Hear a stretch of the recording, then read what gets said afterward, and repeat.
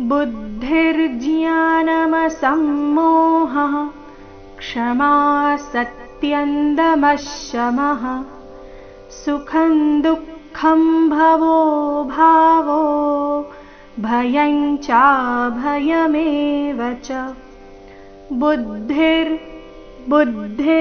ಬು ಮೇಲೆ ಆಘಾತ ಬುದ್ಧಿ ನಂತರ ಅರ್ಧರ ಬುದ್ಧಿರ್ ಜ್ಞಾನ ಅಥವಾ ಜ್ಞಾನ ಮುಂದೆ ಮಸಮ್ಮೋಹ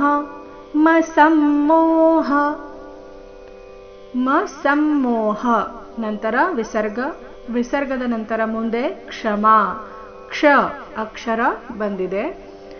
ವಿಸರ್ಗದ ನಂತರ ಕ್ಷ ಬಂದ್ರೆ ವಿಸರ್ಗದ ಉಚ್ಚಾರಣೆ ಹ ರೀತಿ ಆಗ್ಬೇಕು ಅಂತ ನಿಯಮ ಇದೆ. ಅದಕ್ಕಾಗಿ ನೀವು ಇಲ್ಲಿ ಬುದ್ಧಿರ್ಜ್ಞಾನಮಸಮ್ಮೋಹ ಕ್ಷಮಾ ಈ ರೀತಿ ಶ್ವಾಸ ಬಿಟ್ಟು ಹ ರೀತಿ ಉಚ್ಚಾರಣೆ ಮಾಡಬೇಕು, ಅಥವಾ ಬುದ್ಧಿರ್ಜ್ಞಾನಮಸಮ್ಮೋಹ ಈ ರೀತಿ ಹೇಳಿದ್ರೂ ಪರವಾಗಿಲ್ಲ, ಎರಡೂ ಸರಿಯಾಗಿದೆ.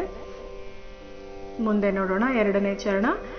ಕ್ಷಮಾ ಸತ್ಯಂದಮಃ ಶಮಃ ಕ್ಷಮಾ ಸತ್ಯಂದಮಃ ಶಮಃ ಸುಖಂ ದುಃಖಂ ಭವೋ ಭಾವೋ ಎಲ್ಲಿಯೂ ಆಘಾತ ಇಲ್ಲ, ರಸ್ವ ದೀರ್ಘಗಳ ಮೇಲೆ ಗಮನ.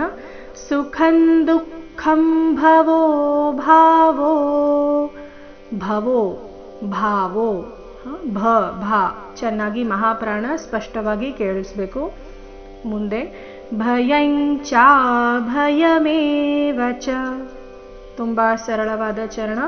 ಭಯಂಚ ಭಯಮೇವ ಚ ನೋಡೋಣ ಪೂರ್ತಿ ಶ್ಲೋಕ ಮೂಲಗೀತೆಯ ಪ್ರಕಾರ.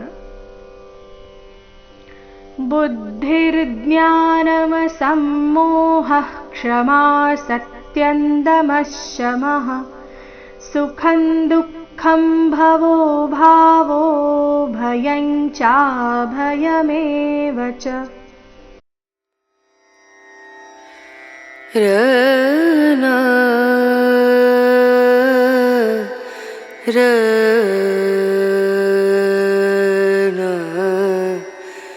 ರ